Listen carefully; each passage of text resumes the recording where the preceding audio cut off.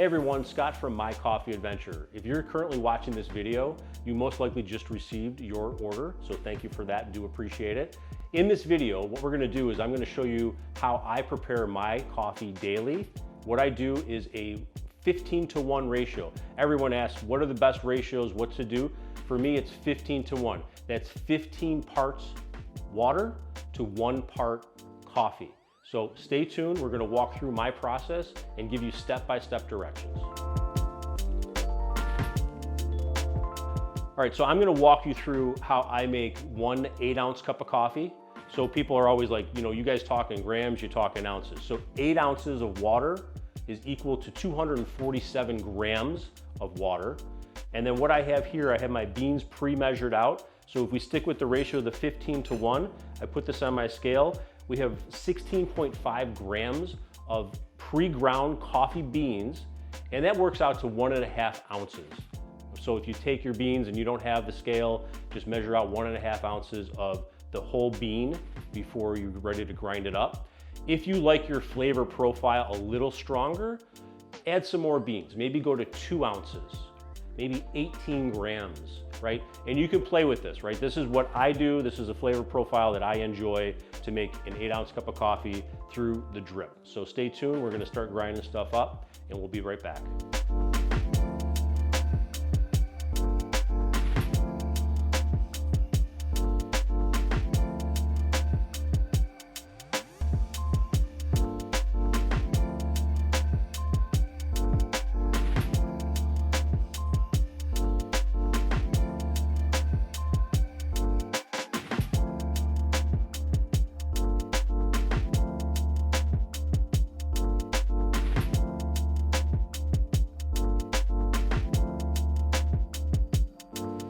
Okay, so now we've got our water heated.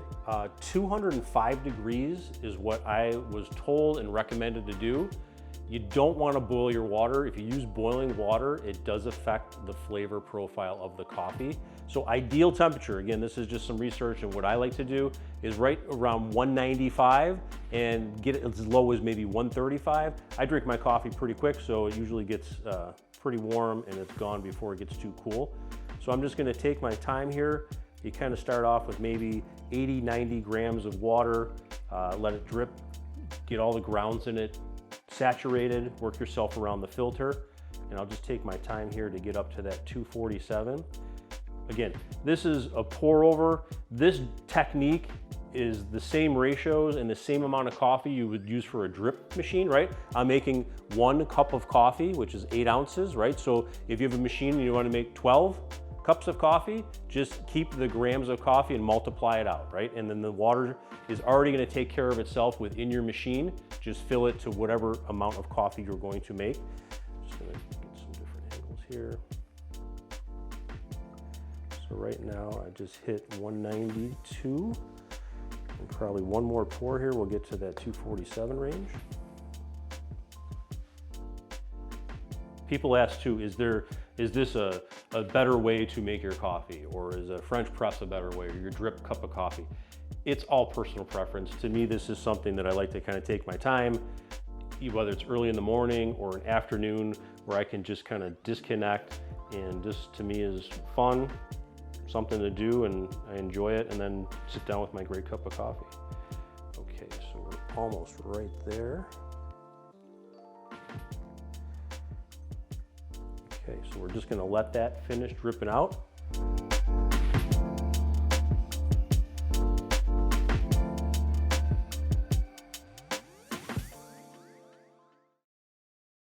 Okay, so we're gonna prepare a French press now. I've got my beans pre-measured out, right? So if we're gonna do some simple things here, for 3 cups in a French press, roughly half a cup of whole beans. And then if I put that on my scale here and measure that out into grams, we're gonna be at 49.5 grams. So I'm gonna take this now here, put it into my grinder.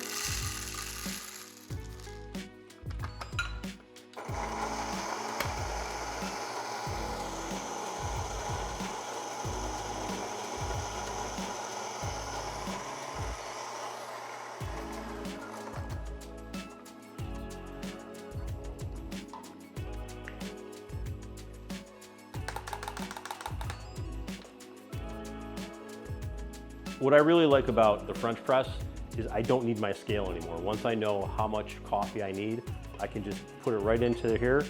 Works out great. So again, we're saying we're making 3 cups of coffee. We know right away that's easy to measure out 3 cups of water. Okay, so I've got my water prepared. I like to use 205 degrees as the temperature. Again, you don't want to boil your water. That can affect the coffee on how it is steeped. So I need 741 grams or 3 cups of water. We're going to pour this in nice and slow, get it going. For this technique, I really don't have to stop. I can just keep pouring it as I get close. Right, so I'll get that 741.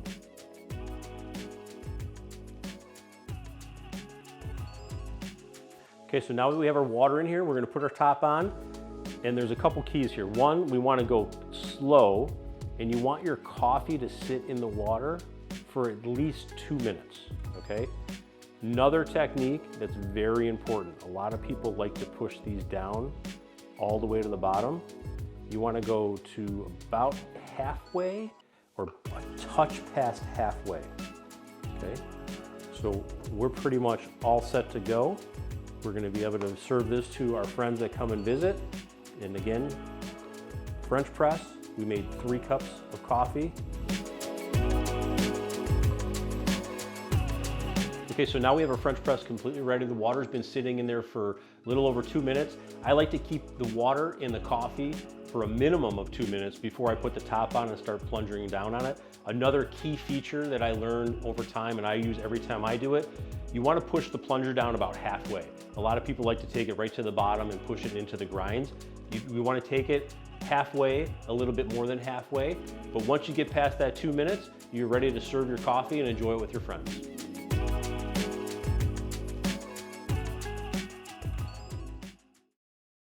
One of the biggest questions we get after people watch our videos or talk to us about how I make my cup of coffee in the morning is, Scott, you talk about ratios, you talk about this 15-to-1. What is this? Let me try to do as simple as terms as I can, right?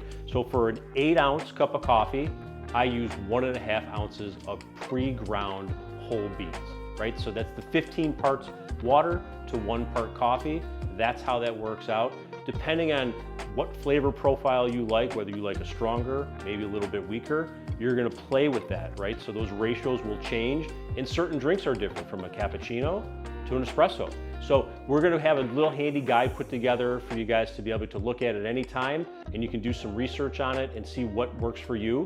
But just so you know, again, I like 15-to-1, that's what I enjoy, but I want you guys to get the most out of your coffee experience and play with it. You're gonna find that perfect ratio.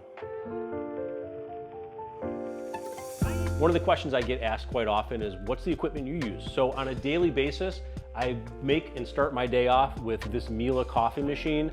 It's a whole bean coffee machine, grinds it, does everything. In the back here, there's a hopper where I can just pour my whole beans into it. I can pick whether I want an espresso to start my day or a regular cup of coffee. This machine pretty much does everything. I can adjust it and do my own profile. I have a profile for myself. When my wife wants a cup of coffee, I can switch over to her profile, and you can change settings, water temperature, the amount of coffee that you want. You can change grind size on this. So very customizable on this one here. Some of the other products I really like are Fellow.